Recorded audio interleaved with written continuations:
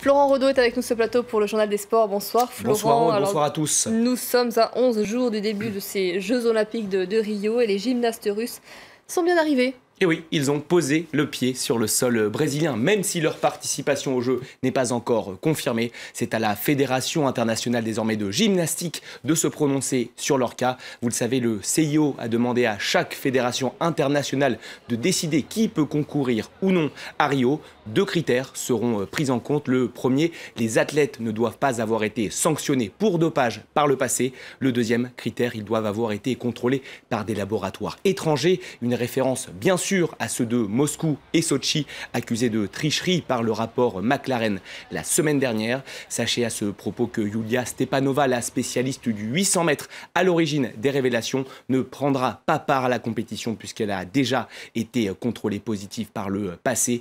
Elle demande aujourd'hui la révision de cette décision. Son principal argument est plutôt simple. Elle a déjà purgé une peine pour dopage et elle ne comprend pas pourquoi elle devrait payer une deuxième fois pour son erreur. Le débat est ouvert. Dans le même temps, 7 nageurs et nageuses russes ont eux aussi été exclus des Jeux. Parmi eux, 3 médaillés à Londres en 2012, dont Yulia Efimova. La nageuse va elle aussi faire appel de cette décision devant le tribunal arbitral du sport. Il n'y a pas que du négatif aujourd'hui pour la Russie, puisque 7 joueurs et 7 joueuses de tennis ont été autorisés à participer aux épreuves, des décisions au cas par cas pour dopage à moins de 2 semaines du début des Jeux. C'est évidemment inédit dans l'histoire de l'olympisme. On écoute à présent Alexandre Joukov, le président du comité olympique russe. En ce moment, nous vérifions la liste de nos sportifs. Chaque fédération étudie les histoires de dopage de chaque sportif russe inclus dans notre délégation. Je pense que nous aurons bientôt des informations complètes. J'avais dit que 8 sportifs avaient eu une histoire de dopage, mais maintenant c'est clair qu'il y en a plus.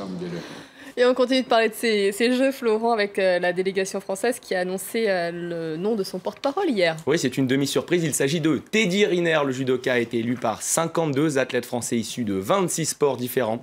À 27 ans, l'octuple champion du monde a été préféré à Tony Parker, le basketteur. C'est Laura Flessel, vous le voyez sur ces images, porte-drapeau à Londres en 2012, qui lui a symboliquement passé le relais hier sur les Champs-Élysées. Je vous propose d'écouter Teddy Riner, très honoré, bien sûr, d'avoir été choisi par ses pairs. Il n'y a pas de gagnant, il n'y a pas de perdant. J'ai été choisi par les sportifs. Voilà, je suis content.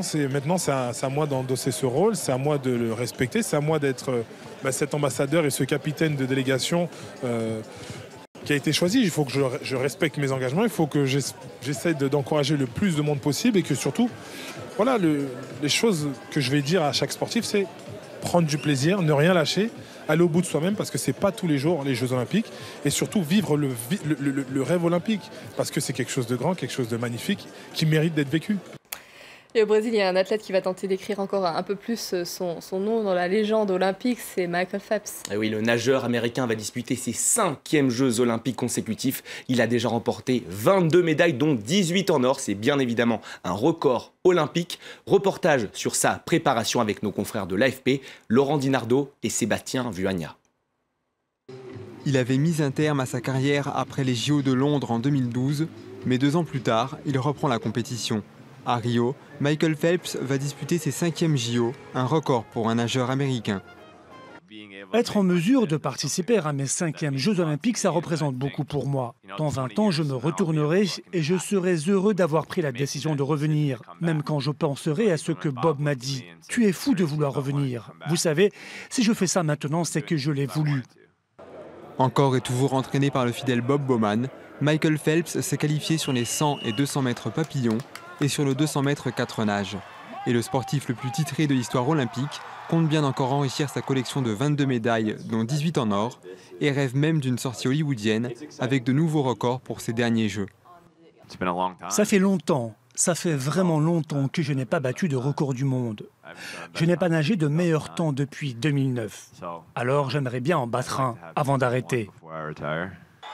Dans sa course aux records et médailles, le nageur américain va devoir affronter la concurrence du Hongrois Laszlo Tse sur les 100 et 200 mètres papillon et se méfier de son compatriote Ryan Lochte ainsi que du Japonais Kosuke Agino sur le 200 mètres 4 nages. En 2008, quand il remportait 8 médailles, je le regardais à la télé. Et c'était déjà le cas pour les Jeux d'Athènes en 2004. Le fait de juste pouvoir nager et de pouvoir rivaliser avec de tels champions est un pur bonheur. La jeunesse de ses rivaux ne fait pas peur à Michael Phelps. À 31 ans, celui qui a été désigné capitaine de l'équipe américaine de natation l'assure. Il est bien plus fort maintenant qu'en 2012, physiquement et moralement. Et nous terminons ce journal des sports par du football. Le PSG, quadruple champion de France en titre, continue sa préparation aux États-Unis. Tout à fait, Aude. Les Parisiens étaient opposés la nuit dernière à l'Inter Milan dans le cadre de l'International Champions Cup. Une victoire facile, 3-1. Serge Aurier a marqué un doublé, dont un deuxième but de la tête. Le premier après un coup franc repoussé de Ben Arfa. Levin Kurzawa lui a inscrit un très beau coup franc en première période. Les Interistes avaient égalisé juste avant la pause sur un pénalty de Jovetic. Il reste désormais 2 matchs aux Parisiens face au Real Madrid et à Leicester avant le trophée des champions, premier match officiel de leur saison. Ce sera le 6 août prochain face à Lyon. Voilà pour les sports, Aude. Merci Florent, je vous retrouve demain. Avec grand plaisir. À demain.